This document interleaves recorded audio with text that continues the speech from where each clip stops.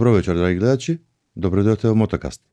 Вечерва ви подготвивме прекрасна епизода со еден прекрасен гостин, човек кој повеќе децении е на мотор, живее на две тркала и на околу 80 години се уште вози мотор. Со нас е легендата на мотоспортот и на мотоциклизмот во Македонија, а и пошироко во регионот, Тошо Маја. Добро вечер. Добро вечер. Благодариме што дојдовте во Мотокаст. Ви благодарам, чест ми е да учествувам во таква една емисија и да дадам придонес во разјаснувањето на разни моменти во врска со мотоциклизмот и во врска со желбата да се вози мотор и во врска со искрената љубов на сите моторџи кон своите мотоциклисти. Така. Тошо, Мотокаст е регионален подкаст, значи го гледаат луѓе од Словенија до Македонија, па и Бугарија, имаме гледачи во Ванкувер, има гледачи во Австралија, така што еве накратко, ако некој ја праша кој е Тошо Маја, во 2-3 реченици, како ќе се представите? Што би рекле за себе? Најдобро е да земам гитарата и така можам најдобро да ви покажам одма. Така, ајде. Кога ќе го кренам бајкот јас на задното колце со многу газ,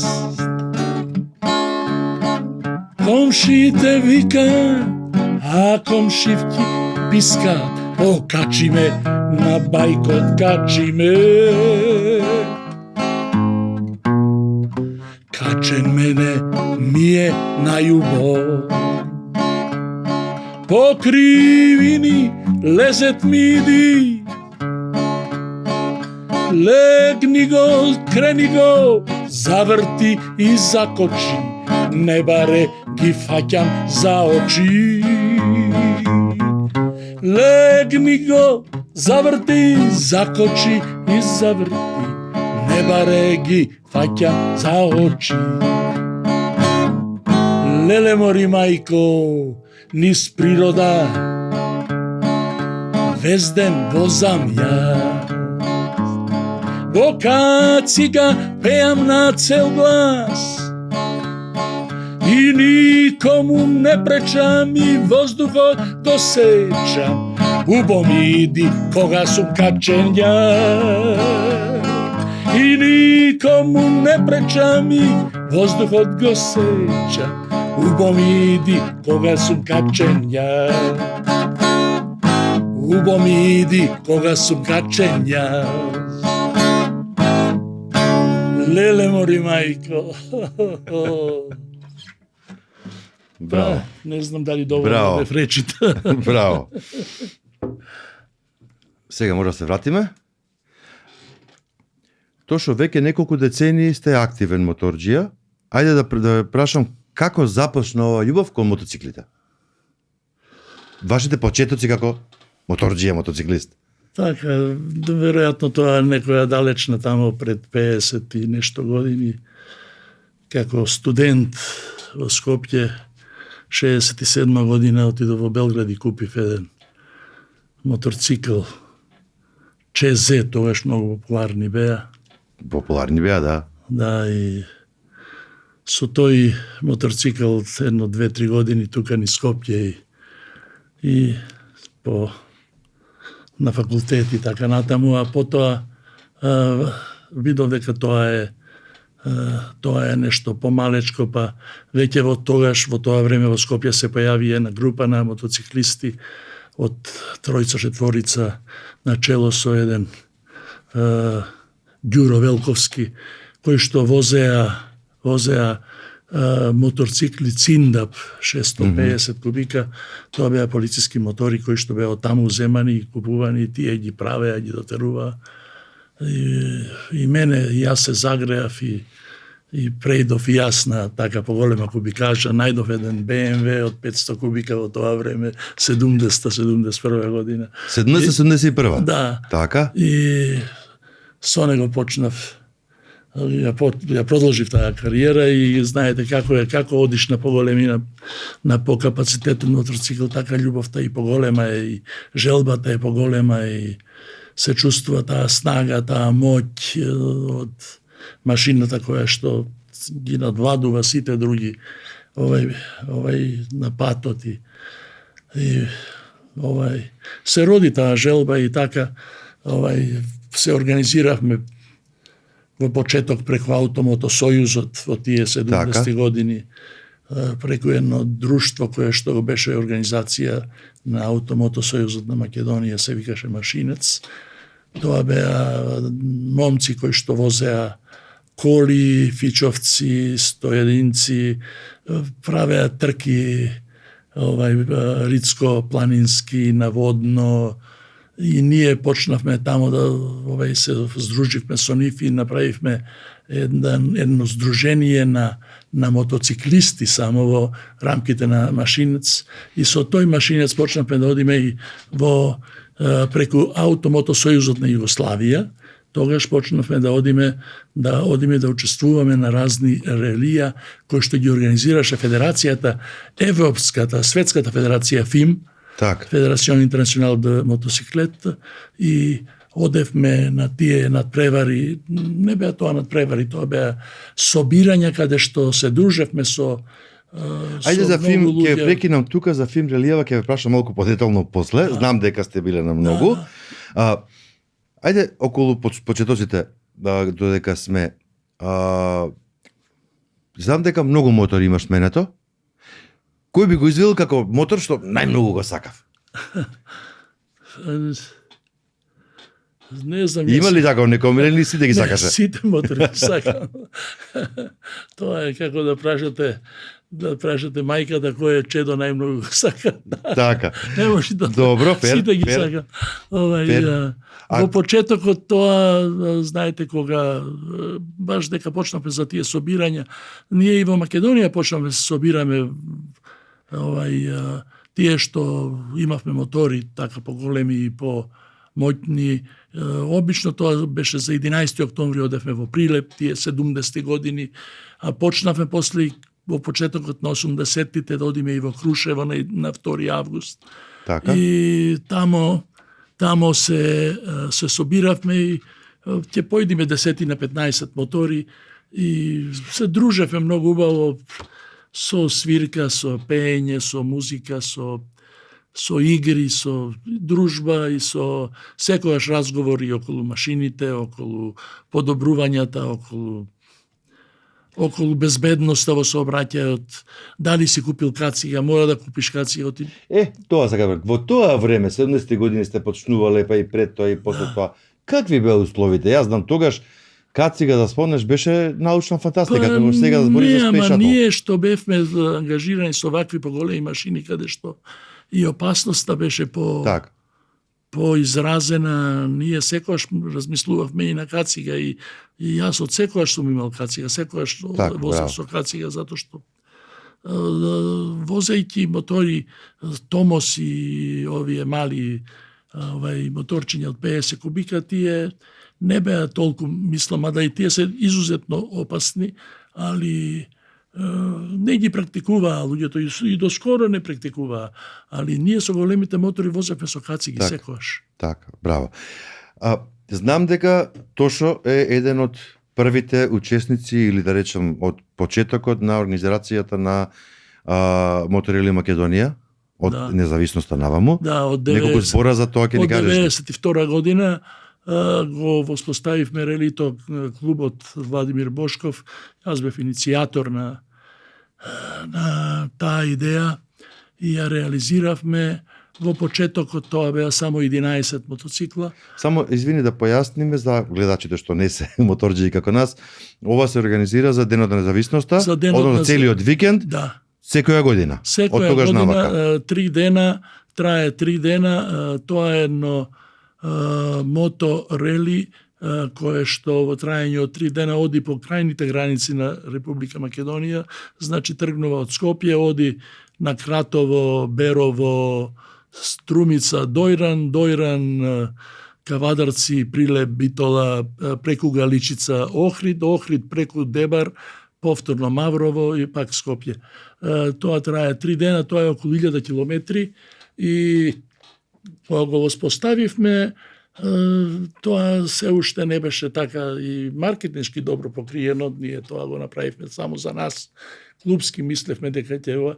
Меѓутоа, првата година бевме 11 мотори, следната година 19 се појави. Так. Третата година веќе бевме 50-тина, петтата година бевме 75. Так. 10-тата година од релито веќе бевме околу 450 мотори од целиот регион балкански. Од Јас првпат кога бев 450-500 мотори бевме. Од Скопје што тргнавме зборувам. Да. Попадни се придружија и други, ама не, така. јас викам од Скопје колку тргавме. Така. Али веќе на 15-тото рели имавме 650 учесници мотори и тоа беше едно од големите собирања на мотоцикли на Балканот, кое што беше извонредно поддржано и од сите моторџи од Грција, Бугарија, Румунија. Так, тоа знам. Дури доаѓа од Маđарска, Германија, Аустрија. Имавме учесници од Финска, одредени луѓе и групи кои што беа тука во рамки на некакви умпрофори, не знам што, кои што. И тие доаѓаа, се учествуваа 3 дена со нас и така. Возбогатија сето тоа дружење. Значи, дружби прекрасни. Прекрасни дружби, така да тоа стана така еден символ на дружењето на моторџиите на Балканот. И врз база на тоа после почна и другите земји да организираат тука. Србија организираше, Грција почна да организира, Панхеленик. Ајде да ни издвоиш, знам Бугарите дека организира Трново и така. Така. Али вака не се направи никогаш, тоа беше единствено. одлична иницијатива, јас знам кога И прв тоа пат е единствена спортска манифестација, и тоа да не промашам да ви кажам, која што од 92 до денеска така, непрекината Така е. И све е помасовна и е тоа едно задоволство да се види дека нешто. Ти обично, знаете, ќе направиме некаков собир на некакви спортисти, па 2 години, третата година, четвртата ја нема. А ова се зголемуваше, значи интересот беше многу голем. Така е. Ти имаш нова елек тука што го донесе, значки за по години, кажи ни ги, гледачите ќе ги видат детално. Па значките се за учество на ФИМ Релија. Не, овие за македонското рели. За македонското. После ќе прашувам за ФИМ, да. На македонското рели ние како беше за 5 години, 10 години? На секоја 5-та година вадевме и значка јубилеина. Так. И јас ги имам сите значки и на 5, и на 10, 15, 20, 25 и 30. До 30 години сите значки се тука закачени. Браво. Така да тоа ние секоја година покрај значки дававме на сите учесници кои ќе дојдеа во Крушево, им дававме черешово топче или Така, знам. А кажи ми, ајде да издвоиме, сме зборувале 2-3 пати во емисијава за Мотор Рели Македонија, што е прекрасен настан, морам да и собир, како да го наречам. Собир. Некоја анекдота од тие почетоци што се случило, нешто непредвидено, нешто што се ќе ти текне денеска и уште се смееш. Што направивме? Па не, може би за нешто друго ќе ви текне, ама за Македонија Рели секогаш било многу весело, многу убаво. По тоа ги памтиме тие средби. Една година имавме 65 души од Словенија ни дојдоа. Мислам дека тоа беше на 25. 65 од Словенија. 65 души Браво. од Словенија дојдоа, словенци, и беа презадоволни од целото рели. Многу убаво се дружевме, и потоа секоја година доаѓа, уште 3-4 години со ред доаѓа масовно, али после некој остареа, некој каде е овај, не дојде кај е овај, и тој Добро, да. не може, остарел, не вози више и така. Али во секој случај се памти само поубаво, немало никаков проблем, никогаш се било дружба. Добра, не мислев на проблем, мислев на анекдоти некој. Како да е? со тебе знам дека ако зборуваме за секаде каде што си патувал и што си правил како со моторот или со моторите, ќе ни треба едно 3-4 емисии, ама ќе се обидеме денеска да покриеме еден дел од таа приказна и ќе се оставиме бонус да те повикаме повторно некој ден да збориме за другите работи. Ќе му дајте ред да има други моторски. Ако. Кажат сите. И има сите што сакаат да гостуваат и што има што да кажат, ќе бидат поканети секако. Твоето учество или посета на Панхеленскиот собир во Грција, знам дека повеќе пати Грција имаш одено, ама да речеме да го издвоивме ова. Многу години, многу често одевме на Панхеленскиот собир, обично Панхеленскиот собир е Има некоја сликичка тука препоставувам или? Има. Ако можеш да ни покажеш. Ова од Нека камерата покажи, слободно ќе ја видиме. Собир. На Панхеленскиот собир што е карактеристично, многу е карактеристично дека Панхеленскиот собир е многу масовен. Грција е земја во која што многу се возат мотори. Така е. Многу повеќе него кај нас и на Панхеленскиот собир кога одиме може да се случи да има и 5 и 6.000 учесници. Така. Тоа е толку масовно, тоа е како да кажам, како цел еден град да дошле од цела Грција доаѓаат. Али тој е повеќе национален собир, не е како нашиот интернационален собир. Так. Нашиот беше интернационален и е интернационален. Али е многу убаво затоа што и тамо добро се дружиме, направивме многу добри контакти и истите тие луѓе после таму доаѓаа со години кај нас на нашиот на нашето рели Македонија, независност. И заради тоа беше многу интересно. Покрај тоа што грците организира Панхеленски, организира и една година направија и фим рели, го направија во Грција, во Каламата. Тамо убаво. Сами се префрли за фим релијата ќе те прашам, ама објасни ни го ова за Грција. Тамо се собравме исто така многу луѓе во Каламата, тоа е тамо. Така. А еве овде е сликата со директорот на организациониот комитет на фим релито на Каламата, Јоргос Карабатос, заедно седиме тука. Каде што бев јас лично поканет како човек кој што ќе помогне во организацијата на релито во Грција, во меѓународното рели Каламата, и тамо бев недела дена пред настанот, тамо бев на тие нивни состаноци све, и потоа бев распореден на приемот на сите гости, затоа што јас зборувам неколку јазици: италијански, грчки, француски, шпански, англиски, румунски. Се зборуваш? Браво. И јас бев тамо на прием, тамо да ги распоредуваме. Доаѓаа разни луѓе од цел свет. Така, од цел свет доаѓаат. Така да. Кога сме кај фим релијата сега, спомна за Грција. Да. За гледачите да знаат, на колку фим релија си бил до сега? Па сум бил, еве, самите значки кажуваат дека сум така, бил на минимум 15. Значи, ако одиш на 5, добиваш бронзена значка. Така. Ако одиш на 10, добиваш сребрена значка на Федерацијата на ФИМ, и ако одиш повеќе од 15, добиваш и златна значка. Тоа не го добиваш од тоа што ќе кажеш дека си бил ти, туку тие водат многу прецизна евиденција се води тамо во ФИМ организацијата, така да тие самите те наоѓаат и ти ги праќаат на адресат, и тамо оставаш адреси секогаш кога ќе се пријавиш. Така. Одиш и така. Некое доживување да одвиш од овие фим релија? Има многу интересни доживувања. Ова е на брод во Шведска, како се вика главниот град,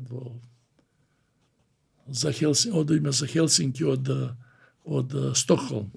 Од Стокхолм за Хелсинки, еве баш нова.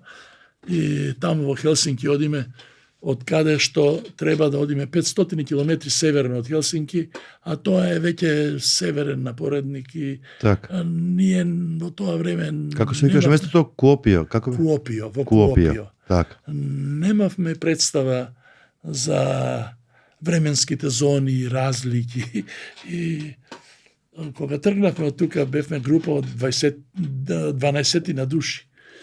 Го поставивме за водач на групата, дека најдобро зборуваше англиски покојниот Владо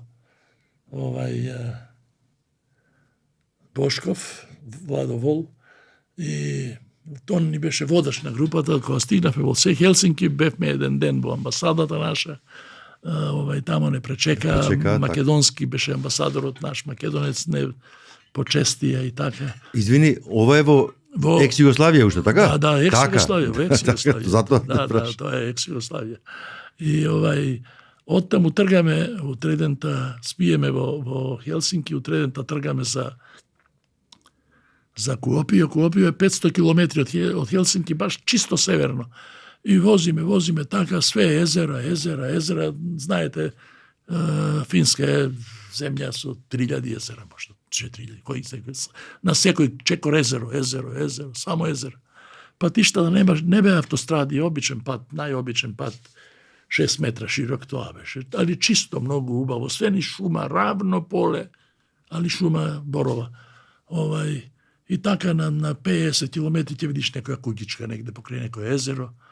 И така возиме, ние 500 километра, застани, бензинска пумпа, и веќе доаѓа сатот 7-8 сатот веќе навечер, јули месецот. Таа година беше изузетно топла. 30 степени беше топло, незапамтено тамо толку топло.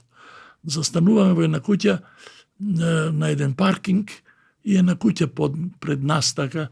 Деца едни на еден мал док од штици направен во езерце, трчаат и се фрлаат во езеро, излагаат, се капат, ни малешки дечиња. И ние застанавме тука, гледаме, излезе една жена однатре и со еден таз голем со чаши, со некаков сок, жолта течност некоја, и вака дојде и ќе повелете, земете сите, освежете се. Таму Финска не дојде? Да, во не дојде. Ние бевме изненадени, изедовме и после рече, ај дојдете, вика, оти немаше доволно, не можеше за сите да донеси. Дојдете, вика, дома, тоа беше на 10 метра од патот, одма влеговме долу, така под патот беше, не пречека, влеговме внатре, сета куќа беше полна со кожи од ирваси, сета во кожи беше. И седнавме тука, на земја седиме, таа ни даде да пиеме, сите гледаме, се чудиме на тој начин на живот. Децата влези, излези, водени, се капат, излагаат, малешки деча од 6-7 години. И Владов едно време вика, знаете ли колку е сатот? Сатот е 8:30, ајде да тргаме, ќе не стемни, а вика, мене фарот не ми работи. И викаме, и ние претеравме, ајде брзо да одиме, викаме, ние мораме да одиме. И таа се изненадија, седете, зашто? Не, ние мораме да одиме, и ние, ајде, се собравме и тргнавме. Оти, ќе не стемни. Зато одиме да Владот не му работи фарот. И тргнавме, возиме, можда уште едно 200 километри, тоа поминаа 3 сата. Застани еден, застани друг, чекај, бензин имам и така се влечкаме како црева, а топло беше времето. И чекаме се стемни, не се стемнува. 12 сатот, влеговме во Куопио и нишалки, паркови, така, детски паркчиња во градчето, и децата виу се нишаат цело време 12 сатот ноќе. Што е, викам, ова работа? Гледаме на сатот, 12:30. Дојдовме тука, ајде, влеговме, плативме, што треба да се плаќа котизација, ова, и ни обределија место за... А тука е настанот, во Куопио, и во централниот нивни парк, тука одмарени скакалоници, имаше скијачки, и тука под скакалниците не сместија шатори, ни дадоа да си наместиме шатори, ние носевме. Чекаме се стемно, не се стемно. Ајде да си легнеме. Легнуваш ден? Владо, ти знаеш ли каде овде 6 месеци е ден бе. И се смееме после тоа цело време, така да еден чуден настан беше тоа.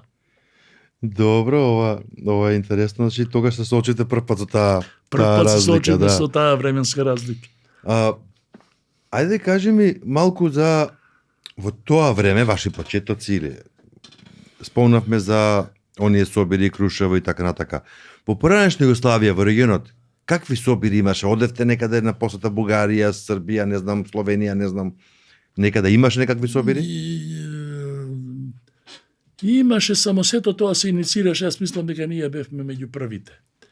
Така? Кој што го иницииравме сето тоа со, ако земеме во предвиди тоа дека и пред 92 година ние се собиравме во Прилеп, во Крушево, како да бевме предвестници на сето тоа време,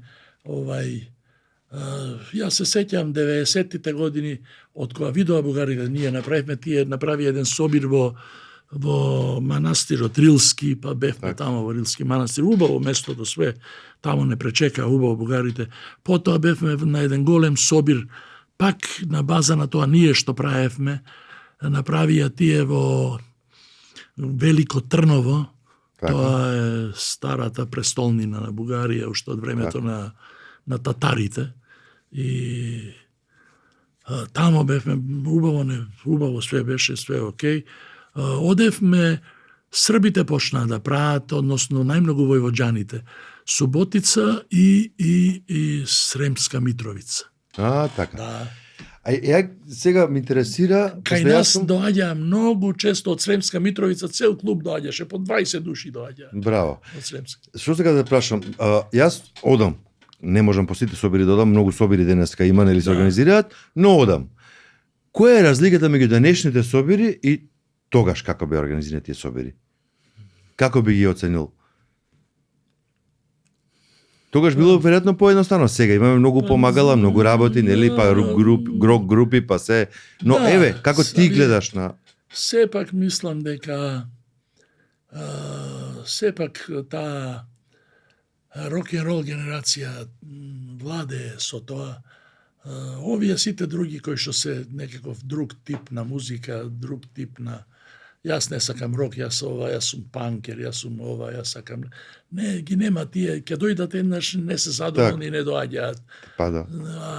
Овие други моторџи, баш тие правите байкери и постарите, тие ја сакаат рок музиката, веројатно тоа ние го носиме со себе од почетоците сме со рокот. И не треба да му замериме на младите. Младите треба да најдат некоја друга модификација на тоа и нека се дружат и тие. Мене не ми сметаат, нека дојдат ако го сакаат рок. Ние тамо одиме, има рок музика, нормално. Така да. Меѓу другото и тоа. Добро, тоа е, знаете како е тоа, што ќе поидиш тамо, има паркинг, затворен паркинг за моторите, не даваат да се возат, можеш да се напиеш пиво, можеш да јадиш плескавици, можеш пак пиво да пиеш, па некој да пробае ове моje љуте, па чекај да видам, види ова нашата што е уба и така. И од тогаш станува така. И на крајот е опасно се возат мотори, ама не ги возиме. Затоа се паркирани. Паркирани се сите затворени, што е добро. Да. И секогаш така било. И ние така го правиме, тоа го организираме секогаш. Има еден интересен настан, кога се подготвувавме за емисија, го зборувавме, што би сакале да го споделиме со гледачите, а тоа е, како го рече ти, гранични тркала. Да. Може ли да ни го раскажеш што е настан? За гледачите ќе биде интересно. Да. Ова е заради приказната да луѓето сватат колку сме ние... 2012 година. Така? 2012 година Европска заедница организира некакви средби, меѓудржавни средби за така помирување на некакви страсти, за дружба и меѓу тоа е овај проект гранични тркала, нели и тука баш тоа пишува, европски гранични тркала. И ние одиме сме поканети да го посетиме мотоклубот на Серес во Серес. Се собравме едно 30 на души мотоциклисти. Па добра група. Да, добра група бевме. Направивме своја мајца, тоа е оваа мајца. Така, таа што ја носиш? Да. И Што пишува на мајцата? на мајцата долу напишавме на грчки со грчки букви. Така. Јас имав еден пријател во грчкиот консулат работеше и му реков ова да ми го напишеш на грчки, сакам зошто. За тоа и тоа нема проблем ми го напиши. И како се пишува на грчки го напишавме, пишува дека за мотоциклизмот не постојат граници. Така. Нема граници за моторчиите и така, дека ние најлесно проаѓаме, најлесно се дружиме, секој сме пријателски према сите. Па еве да скажи како се дружите во Серес со грчките моторчиите. Во Серес моторчии. поминавме фантастично. Таму не пречекаа толку убаво, не пречекаа во хотелот на познатата патека на формула на мото трки во Серес, тоа е единствена на Балканот, мислам нема друга. Многу убава патека е, тамо има и хотел, тамо не пречека, тамо спиевме. Ја возевме патеката еднаш така полека, ние сите си поминавме туристички на неа. Убаво се дружиме вечерта, ни донесува музика, беше пријатно.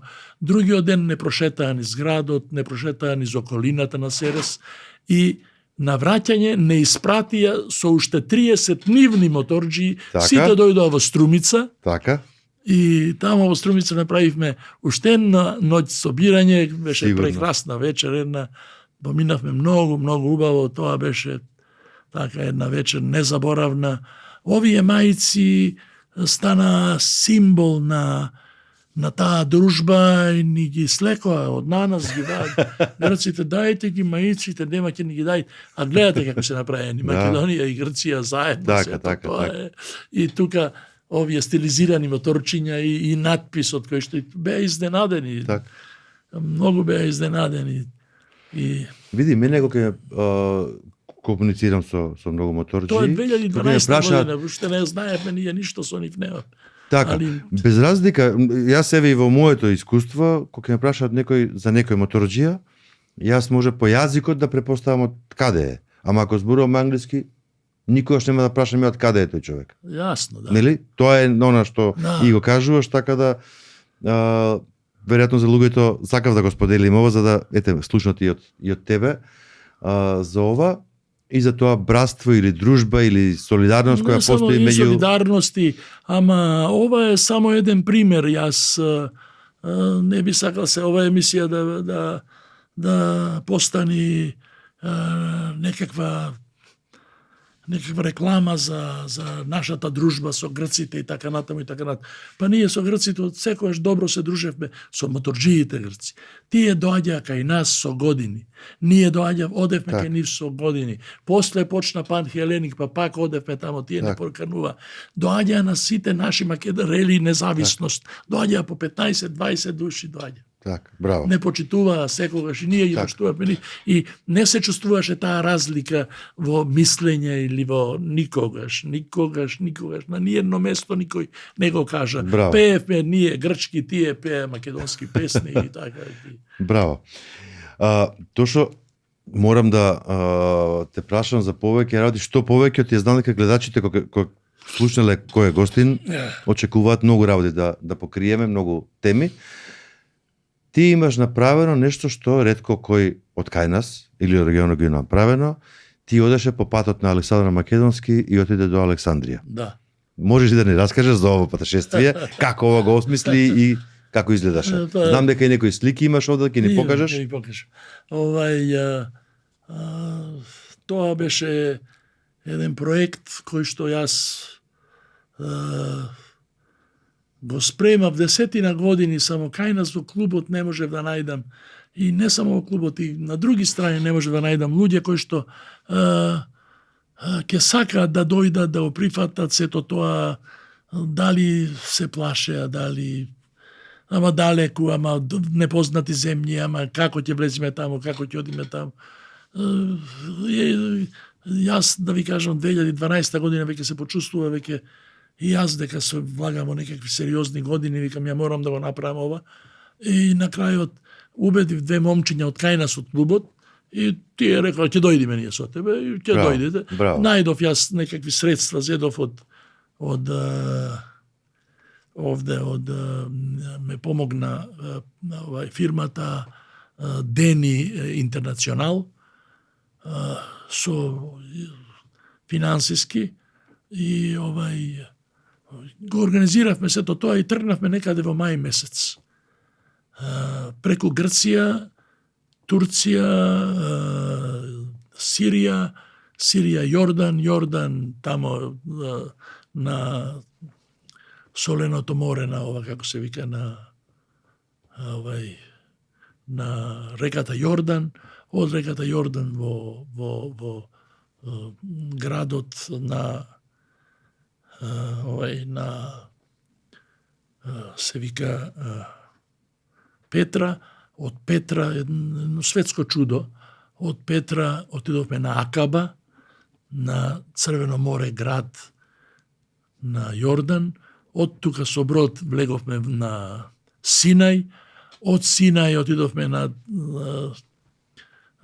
тамо на Дахаб и тамо некои летувалишта египетски што се на Синај, и од таму под Суетскиот канал влеговме во Каиро, од Каиро право за Александрија. Тоа е долго ова е. Колку време траеше ова патување? Меѓутоа, интересното е во тоа што сето за време на целото патување ние минувавме по патот на Александар Македонски. Так. Тој во 334 година пред нашата ера во мај месец даде проглас и собра војска од 20.000 луѓе, ги собра кај езерата зад Солун, нели има две езера. Тука беше собирањето на војската и од тука тргна и отиде право на Чанаккале, тука ги помина Дарданелите најкратки се тука и преиде на другата страна, тука се сретна со некаква формацијска единица на овај царот на Персија, на Дари, ама не со Дари, со некаква единица помала, која што одма ја столчи, ама остај неколку души нарочно да одат да кажат дека доаѓа таков и таков човек. Многу силен, многу брз, и нели дојде од одма после Дарданелите се наоѓа градот кај што е коњот на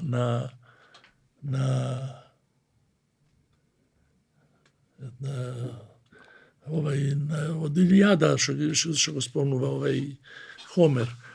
Тука во тој град, како се викаше, не е Ефес, него не може да се сетам. Добро, не е важно. Доаѓаме тука, од тука одиме надолу према Бодрум. Бодрум е Халикарнас. Во Халикарнас тој среќава голема флота и ја пали целата и го уништува целиот Халикарнас. Тоа е флота на Дарије. Дарије тука го сретнува, меѓутоа не го фаќаат, побегнува Дарије и Дарије оди го чека на реката Ис. И ние пак одиме од Халикарнас, одиме сега на Адана, од Адана одиме за Искендерун. И се со моторива, тројцата. Све со мотор, све тројцата. Од тука одиме на Искендерун, од Искендерун влагаме во Сирија и во Сирија одиме во Алеп. Алеп е еден од првите градови кои што он не го пали Александар, затоа што му рекол, ако не се предаите, ќе го палам, ако се предаите, нема проблем. Не го запалил градот, го испочитувал, од тука оди он во Тир, Тир неки да се предаде, тоа е границата на Сирија со морето, на Тир го пали и од Тир влага на Мртво море, од Мртво море оди на Јордан, од Јордан влага пак на Синај и од Синај нормално не постои Суетскиот канал, влага со војските на кај Каиро, од Каиро влага долу во Александрија. И така доаѓаме ние до тука, до Александрија. Тоа е многу интересно едно патешествие и многу интересни, има и добри анегдоти там. Еве тука сум јас во Александрија под споменикот на Александар Македонски во центарот на Александрија. Так. Али на пат за Александрија, еве по пат не среќаваат камили. Така. Тука и еве тука сум под самите пирамиди на дојден во Каиро, во Гиза. И кажи ми, колку време траеше оваа тура? Па траеше 15 дена. Така, па добро. Не било, ја мислев, повеќе трае, како што ги објаснуваше овие. 15 дена траеше, толку беше, мислам, затоа што во тоа време мирно беше во Сирија, мирно беше во Јордан, секогаш било мирно. Голем проблем е во Израел да се влези таму и да имаш виза, не те пуштаат 3 дена, ќе те тресат, ќе те прегледуваат и не те пуштаат. Али на Мртво море бевме тамо, дел од Мртвото море во Јордан, тоа беше многу интересно тамо. Кажи ми, овака за моторџиеве сега интересно е колку прилика, како имавте распоред направено, колку дневно возевте? Па се зависи од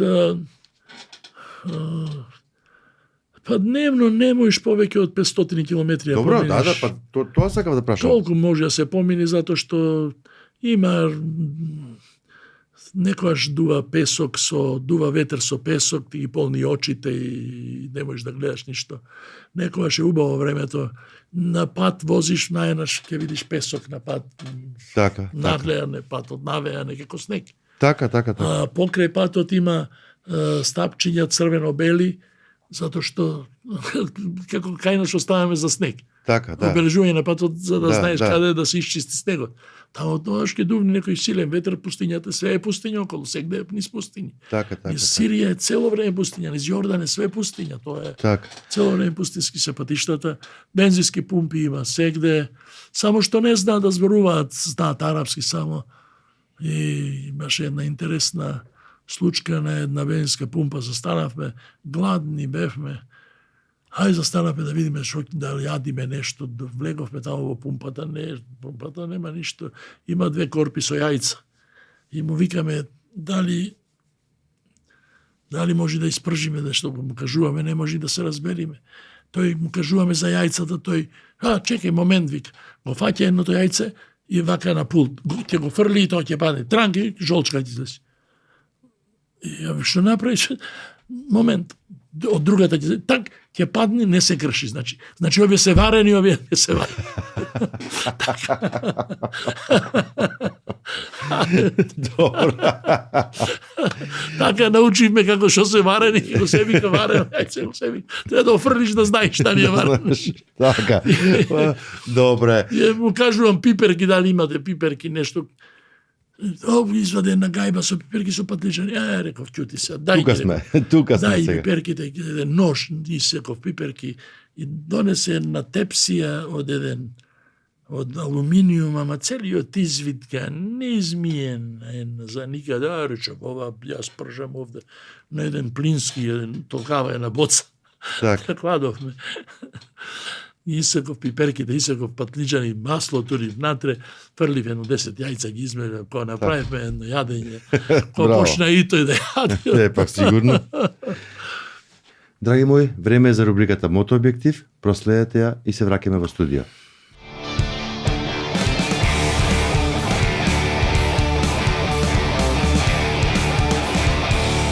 Добре дојдовте во уште една епизода на Мотообјектив. Мотоциклизмот е повеќе од хоби. Тоа е начин на живот што ги обединува луѓето без оглед на нивната националност, религија или културна припадност. На патот сите сме еднакви, браќа и сестри на 2 тркала.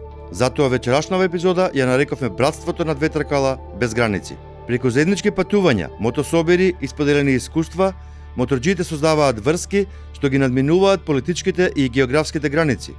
Овие врски се темелат на меѓусебна почит, доверба и љубов кон слободата што ја нуди патот. Балканот, со својата уникатна мешавина од култури, јазици и историја, е плодна почва за вистинско мотобратство. Моторџиите од Словенија до Македонија, од Црна Гора до Србија, од Босна до Бугарија. Сите делат исти патишта, исти соништа и исто срце. И токму таа разновидност ни е најголемото богатство. Во свет каде што разликите често предизвикуваат поделби, мотозаедницата служи како пример за единство и солидарност. Братството на 2 тркала не познава граници, туку е глобална фамилија што го слави животот, авантурите и заедништвото. Замислете ги сцените кога на меѓународни мотособири во регионот луѓе со различно потекло се прегрнуваат како браќа. Еве неколку вистински примери од регионот. Во 2020 година, кога земјотресот погоди Петриња, Хрватска, мотоклубови од Србија, Босна, Црна Гора и Македонија организираа конвој со хуманитарна помош.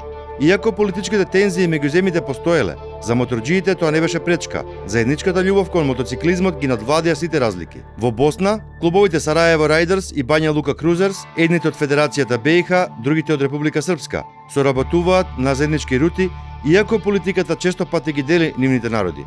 Во Србија, клубот Wolves MC соработува со албанските мотоентузијасти од Косово за заеднички благородни акции, докажувајќи дека човечноста е над сите поделби. Евробајкер веќе ја знаете. Секако, вакви примери има уште многу. Свежи се и примерите од социјалните мрежи, каде што моторџии од целиот Балкан експресно се организираат за да помогнат на колега на пат кој имал дефект, без разлика дали станува збор за замена на гума некаде во Косово или обезбедување сместување во Хрватска. Овие несебични дела се случуваат секојдневно, далеку од очите на политиката и незините поделби. Нека овие пораки бидат потсетник дека, без оглед на тоа каде сме родени или каде живееме, патот не обединува сите. Ви благодариме што бевте со нас во уште една епизода на Мото Објектив. До наредната, биете ми живи и здрави.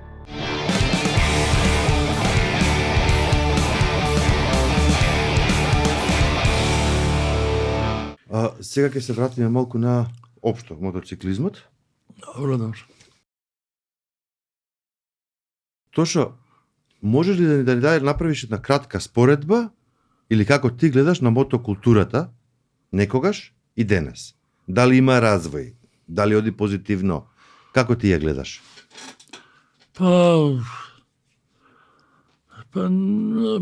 Мислам дека има развој, дека оди во позитивна насока сето тоа, само што се уште во душата и во темпераментот на нашите деца, на младите, се уште има многу шпирт, што со краток фитил што може да се запали.